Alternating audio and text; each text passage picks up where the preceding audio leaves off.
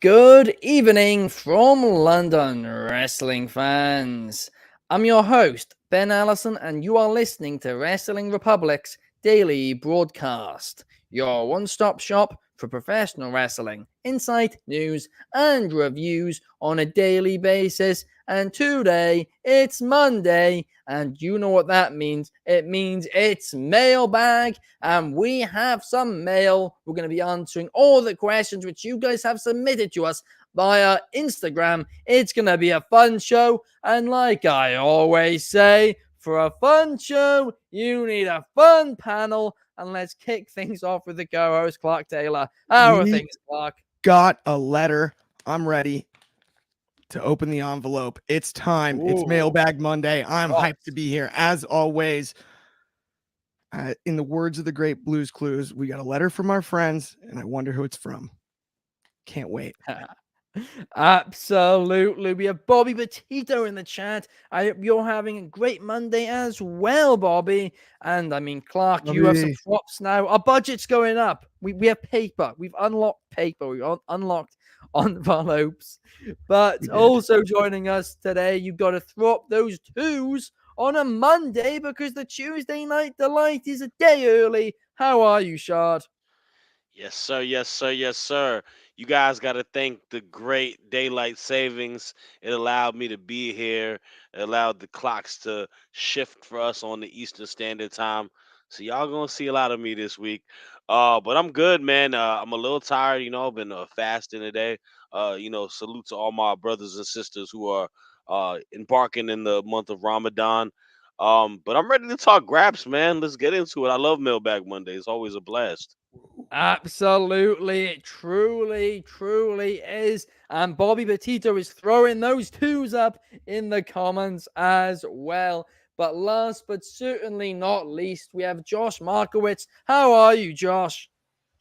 Ben, what's going on? I'm doing great. Shout out daylight savings. First of all, allowed me to, get some rest and not just rush home right from school. So that was great. I feel good. I'm all rested up. I'm energized. And this is actually, I believe, my first ever Mailbag Monday. So I'm super stoked. I'm super stoked to, do this kind of stuff instead of, reviewing shows is always fun, but this is a whole different level of excitement for me. I'm excited to share my opinions on all the great questions that have been asked. Let's go. Absolutely. They are always fun. And let's kick things off with a very fun question from a very fun username, which I'm going to have a trouble reading. At the Real Silver Dragon, Cody Aruda is asking, do you honestly believe Seth Rollins and Cody Rhodes will pull a double win at WrestleMania, aka do the double win night one and then win their respective matches on night two?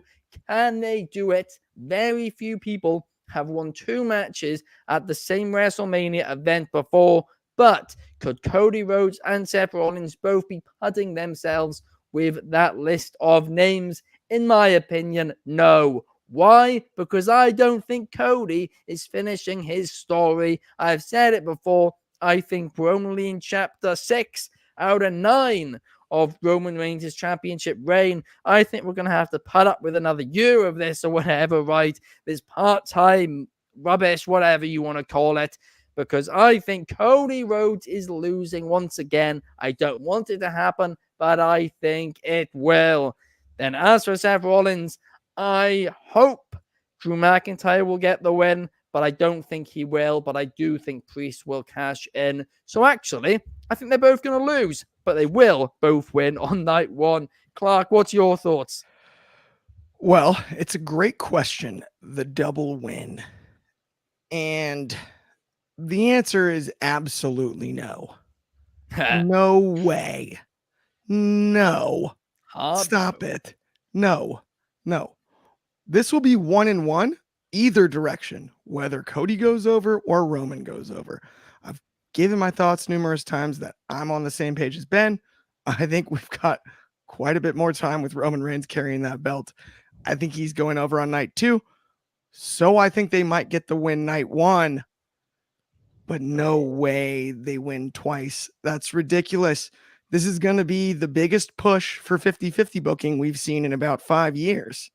It's going to be a 1-1 split and continue that part of the story onward, whichever direction you book this. I have no doubt in my mind about that. Absolutely. No, I do agree with you. And Bobby Petito agrees too. He's saying he thinks Seth Rollins and Cody Rhodes will win night 1 and Drew McIntyre will win night 2 against Seth Rollins. I think Seth Rollins has a better chance of pulling the double win than Cody does. Oh, okay. By quite a bit. Double night Seth Rollins. Fair enough. I mean, that would certainly if be. Seth is fully healthy career. and fully cleared, I think there's a better chance that they win night 1. The bloodline can't interfere night 2.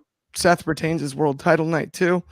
And Cody Rhodes, unfortunately, the bloodline interferes anyway because they don't care about the rules. That's the funniest part about this to me. Let's not forget that they're the heels. They actually don't care about the rules. So if you make it easy on them and they win night 1, that doesn't make much sense. But they're going to break them anyway. There were rules against them interfering last year when they broke the rules. They'll do it again. They've proven it over and over and over again. A stipulation won't change that. Yeah. No, you are bang on right. It would make no sense. I mean, the only way in which it would make a little bit of sense is if they, introduced what we call in English football as VAR, a video assistant referee, where they say that if on a replay they notice the bloodline gets, involved, Roman Reigns automatically gets stripped of his championship.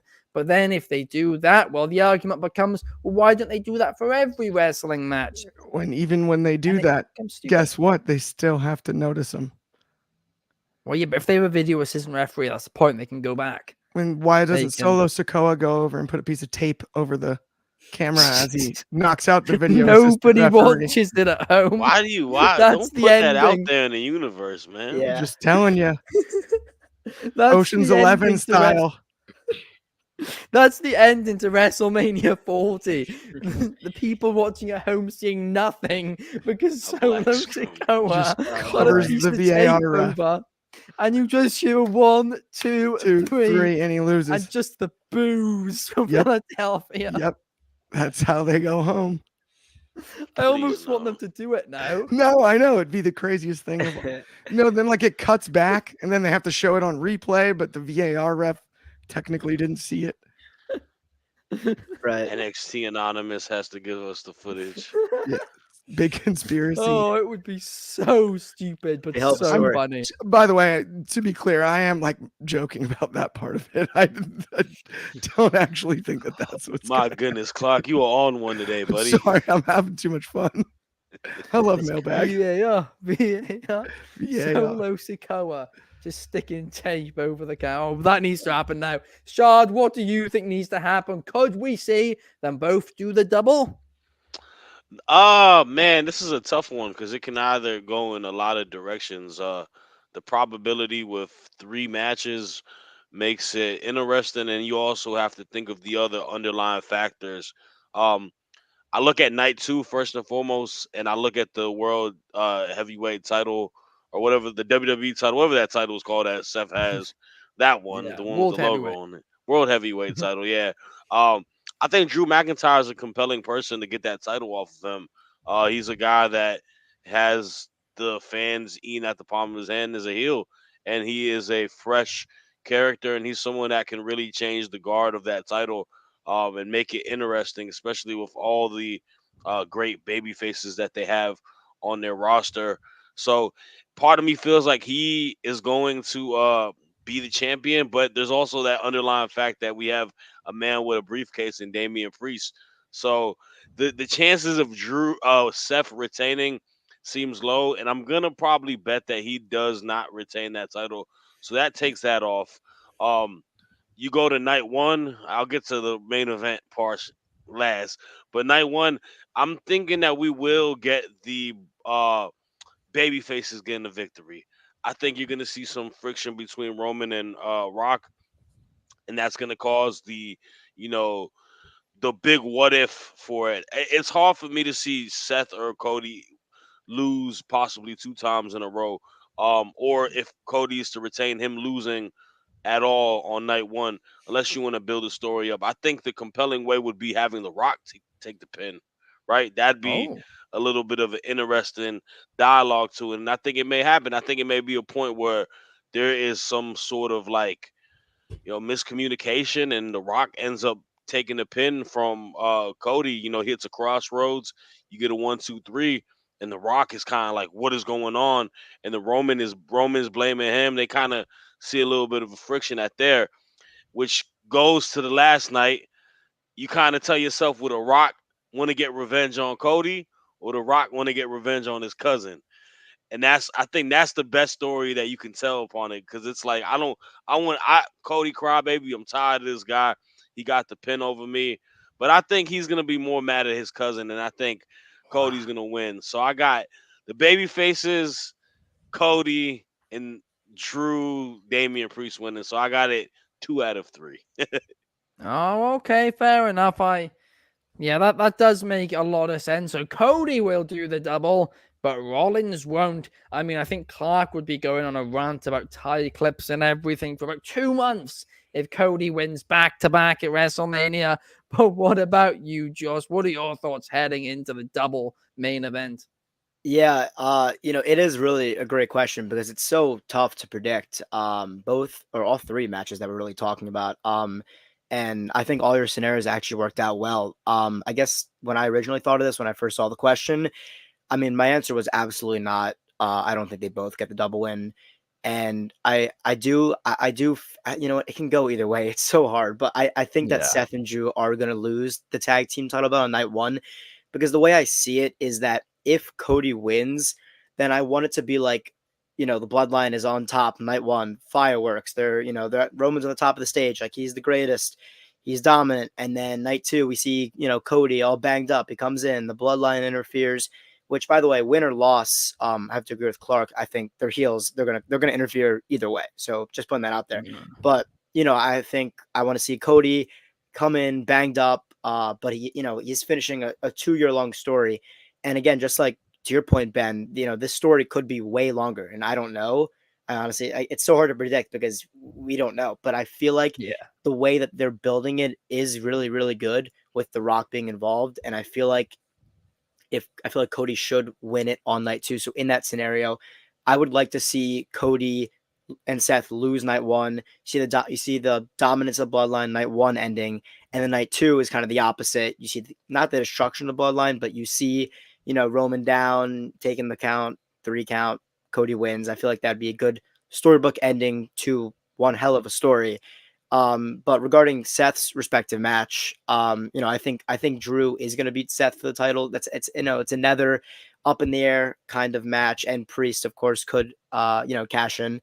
So I don't really know. I think it really is up in the air. But the way I see it, I think Seth will go 0-2, which I don't want to see. I love Seth, but he had a great one. He had a great run with the belt. I think it's time to switch it up. I don't want to see him lose 2 times at WrestleMania, but maybe it is what it is. And I think Cody goes 1-1. So that's the way I see it. But it honestly could go either way. I don't know. Well, Shad thinks Seth Rollins can't do the double, while you think he will do the double. A double loss at Mania, but we will have to wait to find out. I mean, it's exciting, isn't it? There's a lot of speculation heading into this show, and we've spoken about this already so many times. I feel like I'm just hammering on about it, but it's true. I can't remember WrestleMania in however many years since I've been covering this beautiful sport that everything's been so up in the air. There's so many different theories. It could go in so many different directions, and that makes it exciting. I am pumped for WrestleMania. I truly,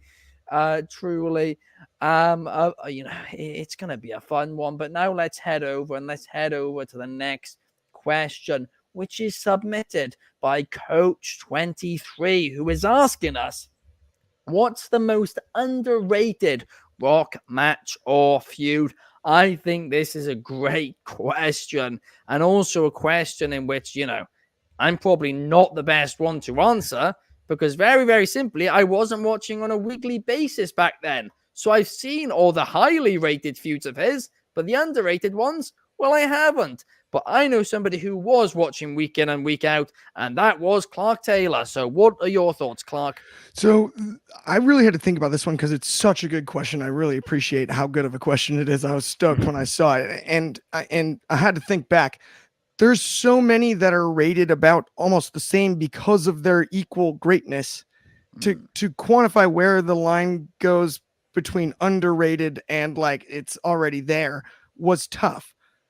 I came up with a couple different ones. I came up with one that's a feud and one that's a match. So Okay. I'll start with the match. 2001, both were in 2001, which was an interesting year for The Rock, slightly pre-Hollywood, but kind of in the heart of his career. And Austin's starting to slow down as far as in the title picture is concerned. Austin and Triple H put on maybe the best 3 stages match I've ever seen in my life, and one of my favorite matches of all time at No Way Out 01. And then 3 matches later, the main event was The Rock and Kurt Angle, and it was absolutely bell to bell, as good as you could ask. If anyone could follow that 3 stages match, it was those two, and they did it. The story was good, not great. The match was great. That match is one worth going back and watching. It's an awesome one, and it's hard to follow.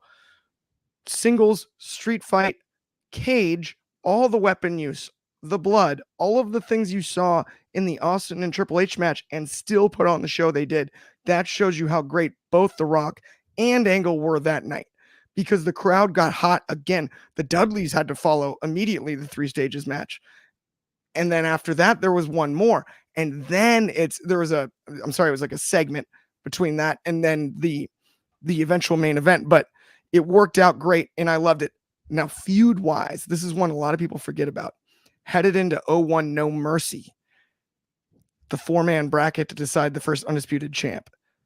The Rock did as much for Chris Jericho as anybody did in all of that. That feud was off the charts, and The Rock put Jericho over. Everything involved in that feud made Chris Jericho. It made him beating The Rock in Austin. I mean, that was a 10-year line for Chris Jericho to drop whenever he needed. He still in says a promo, it now. and he still says it to this day. It makes perfect sense. Between those two, it's hard for me to pick a better one.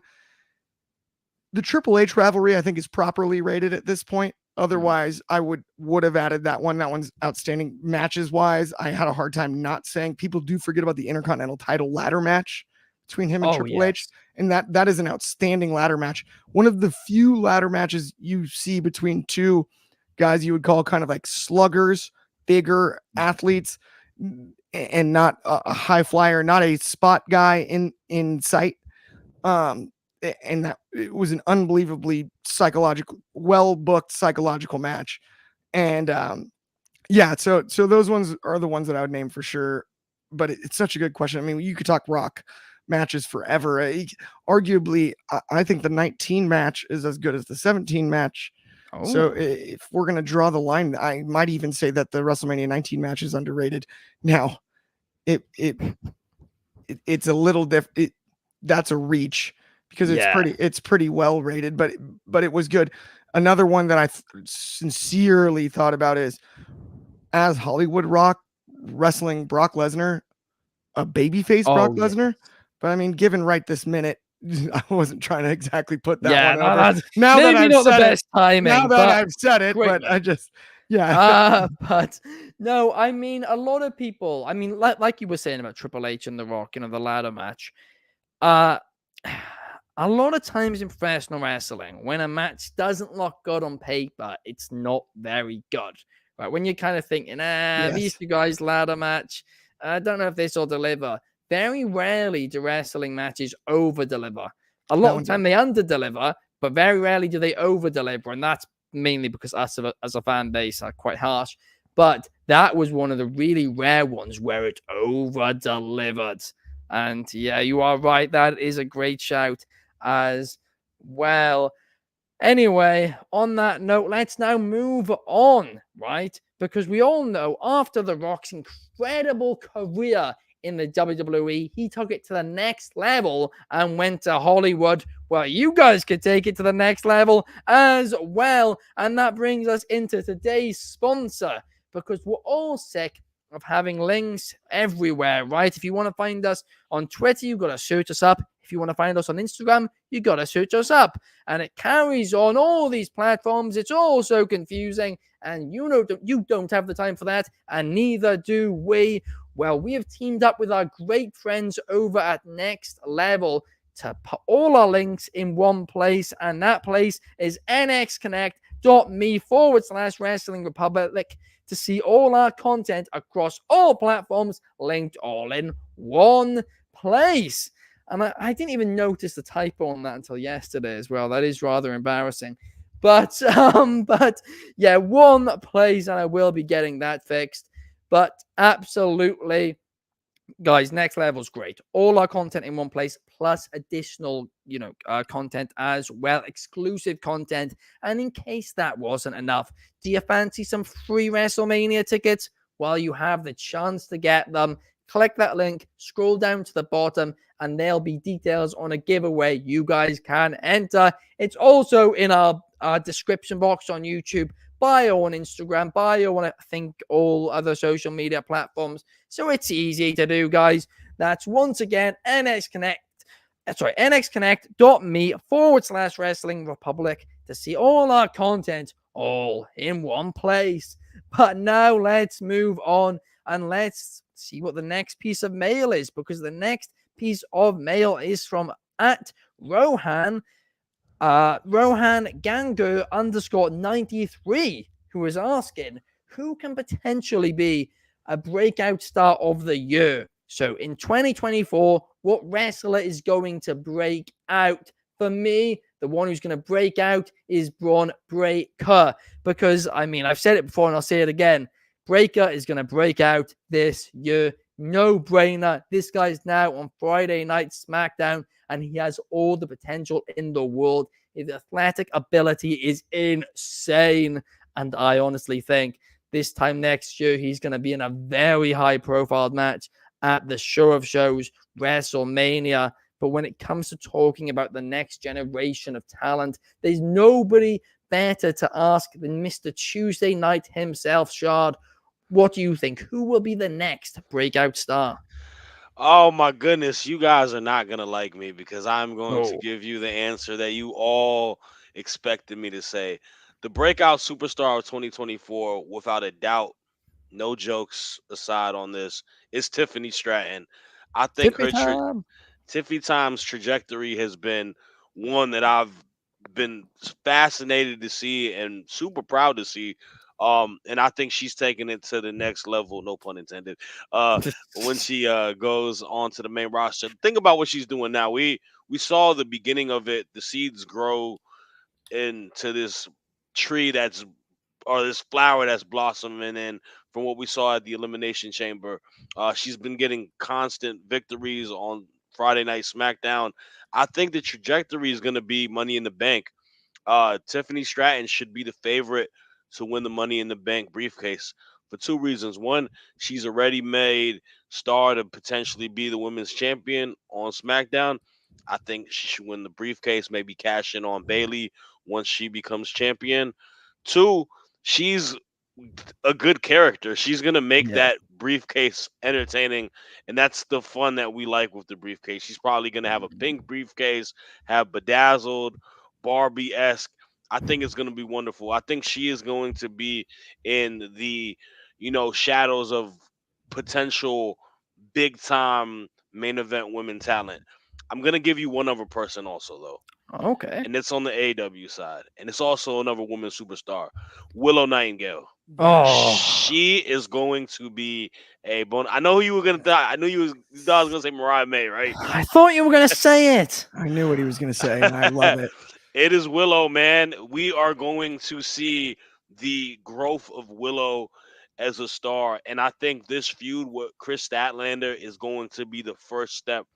I think they're going to have a very well told storyline. I think Willow is going to be the next TBS Women's Champion. I think she is going to be the one to beat Julia Hart. I think Willow Nightingale could be like AEW's Bianca Belair, lovable babyface, super powerhouse. Everyone wants to root for her. The kids love her. She like my wife. I showed her a match and her entrance. She's like, she's my favorite. She said she's my new favorite AEW wrestler. She's like a big ball of like fun energy. I think this is Willow's Yes. year as well. So I'm gonna give them two. Mariah May is a good one, especially if they do this.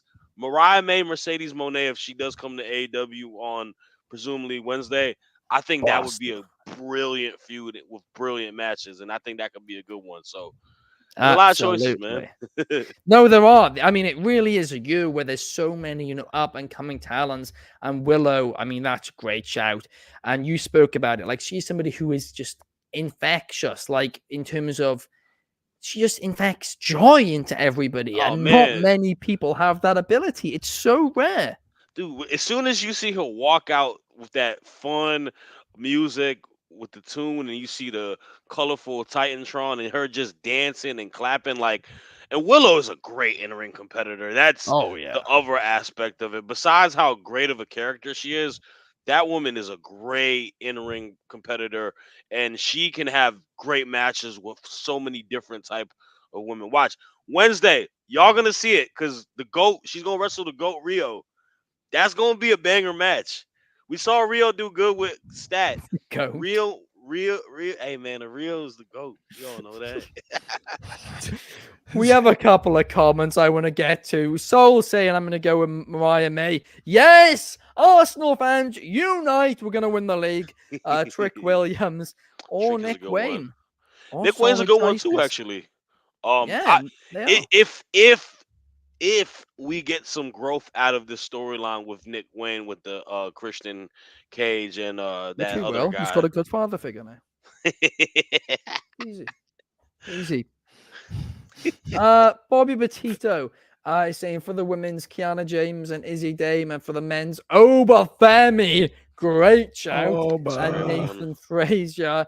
Pierce Kiernan, shout out to you. Pierce is saying Dragon Lee for sure, and Brian Keefe as well. And with Jason in the comments wishing us a happy Monday and hopes you've had a great weekend. I hope you've had a great weekend as well, Jason. Shout out to Next Level, no doubt about that.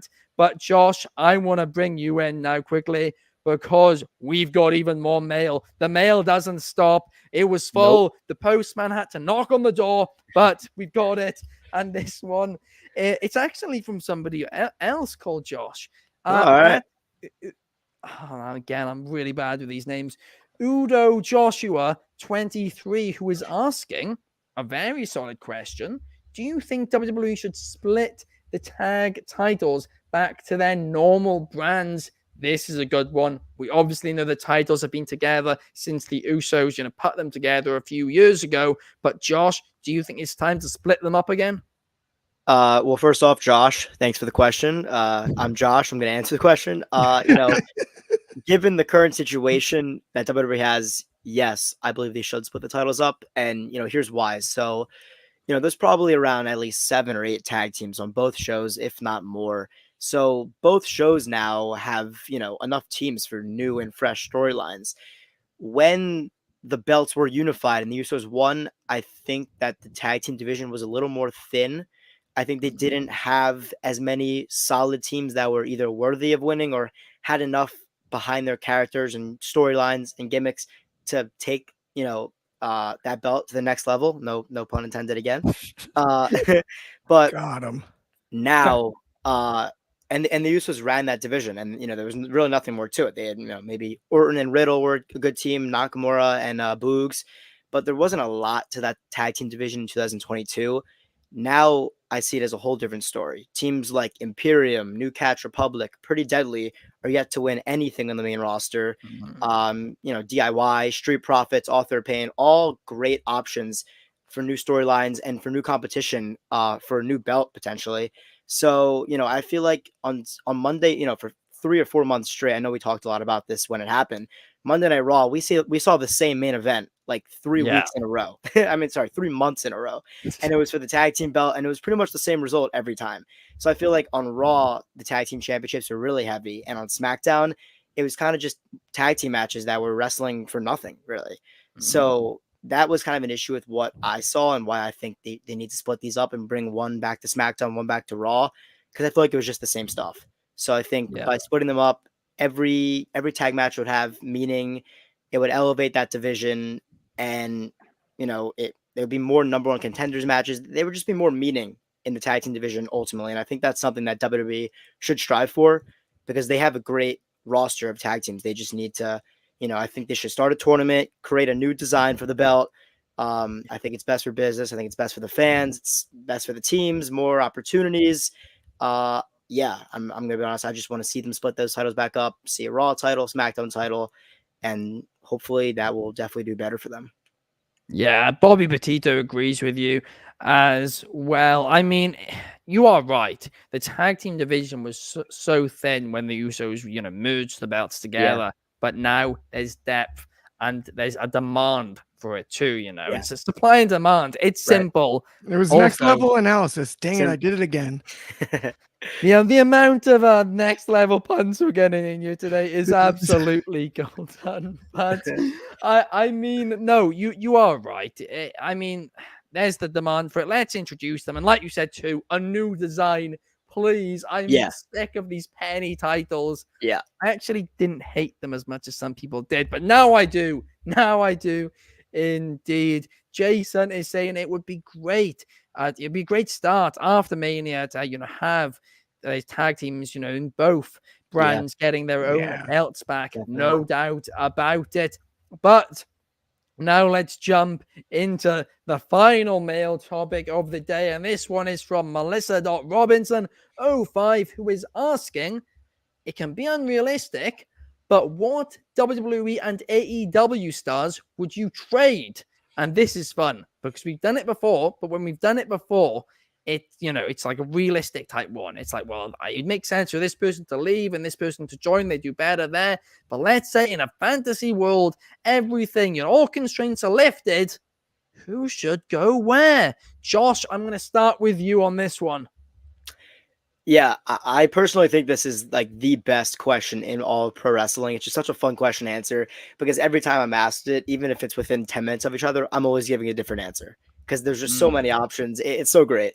But, from WWE to AEW, give me Seth Rollins. He's been at WWE for a decade and he's done pretty much everything there is to do in WWE. And I was writing down my options, my notes, my fantasy matches, and I thought Seth Rollins versus Will Ospreay, Adam Page, Jay White, Kenny Omega, like goosebumps literally down, it was unbelievable to think about, And obviously we're talking fantasy world, but I think if he actually went there, it'd be a little weird going from the top guy in WWE to AEW, which just seems like a little bit of downgrade, just to be honest. Yeah, a little bit of this. But in regards to competition and match quality, sign me up for Seth Rollins and AEW. Now, vice versa, AEW to WWE. I don't care if he's been on the roster for 2 weeks. Will Ospreay, WWE. I need to see him in WrestleMania. I need to see Ospreay face against Roman Reigns, Randy Orton. Oh my God, Carmelo Hayes. Even like Logan Paul would be such a good match. I just thought about. So that also gives me goosebumps. I want to see Ospreay WrestleMania. He would kill it, and I know he'd get that main event star treatment. The only issue with that, I think, would be I think he'd probably have to change his in-ring style, to be honest. It's just different with WWE. Yeah. But, we're talking fantasy world, so we don't have to worry about that. So, yeah, give me Seth Rollins to AEW and Will Ospreay to WWE. I mean, those are some great options. They really, really are. I mean, on the Twitch stream the other day, Kenny Omega was saying, I want Seth Rollins. That is my dream match. But how it'll happen, I don't know. Will it happen? Probably not. But I wish it did. Seth Rollins, Kenny Omega. Oh, that's mouth-watering. Rollins, Ospreay, no matter which way you do it, that is just absolutely dream match territory. Absolutely.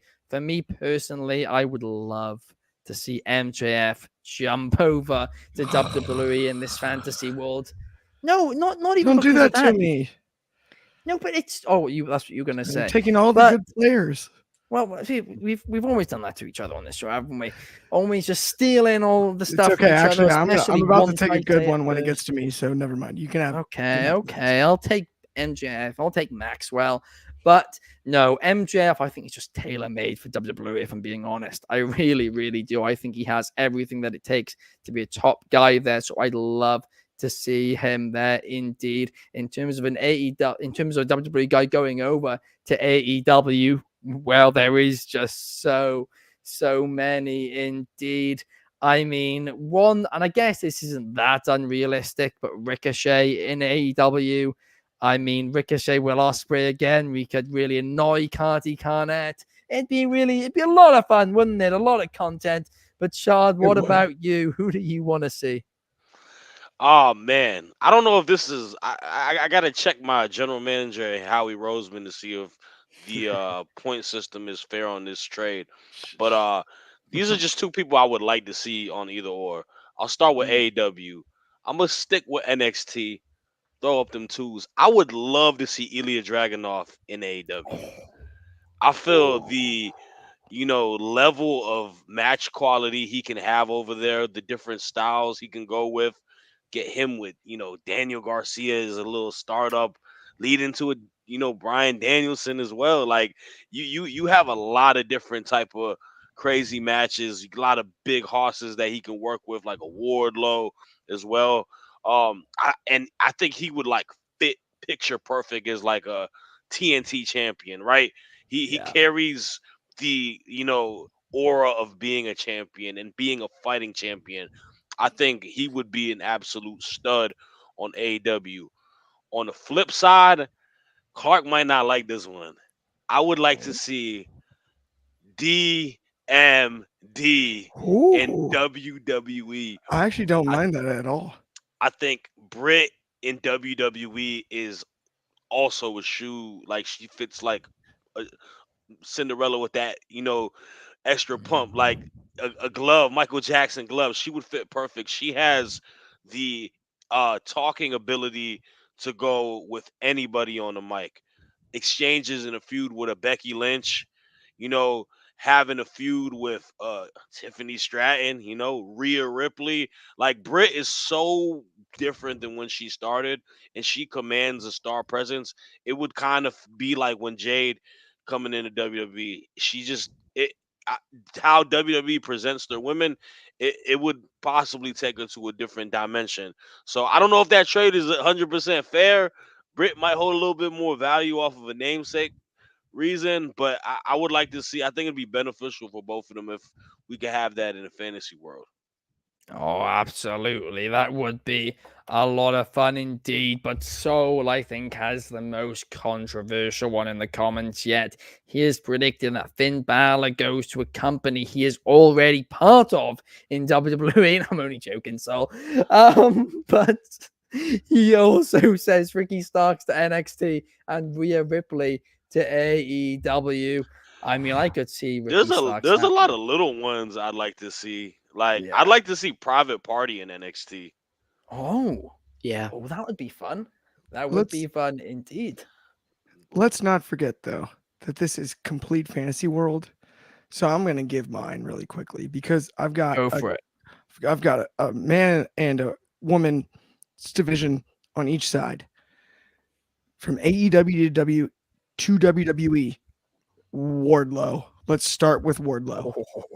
Wardlow to WWE makes great sense. I would dig it and everything about it. It is perfect. Sky Blue.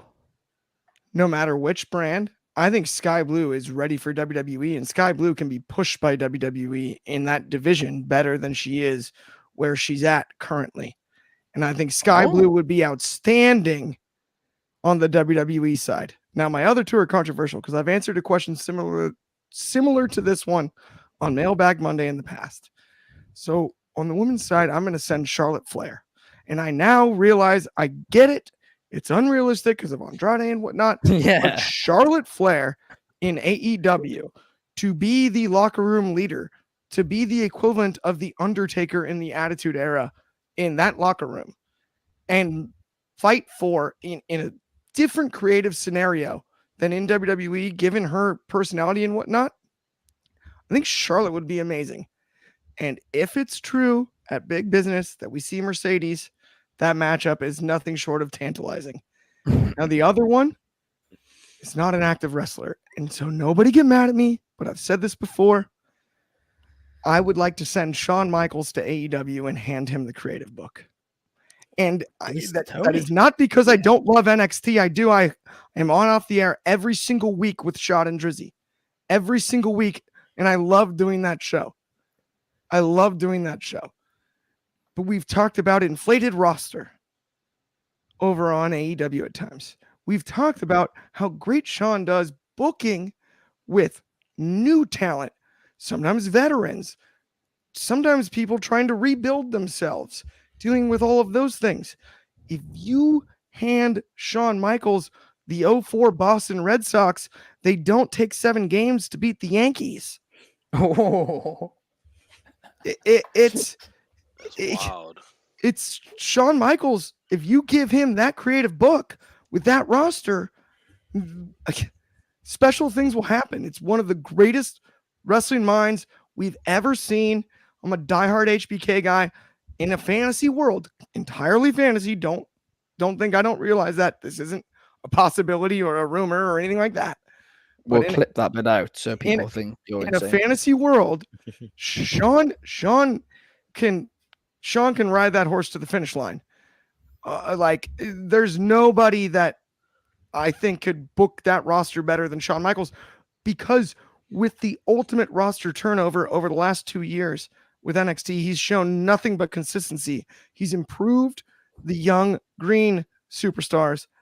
He's made better the ones that have been sent down to reassess what they're doing. That's true. And everybody has gotten to eat. We don't sit here and feel like anyone's getting buried unless that's the story that's being told on TV. And that is some of the brilliance of his booking. And he's booking the Oakland Athletics. He's booking the most difficult roster to book.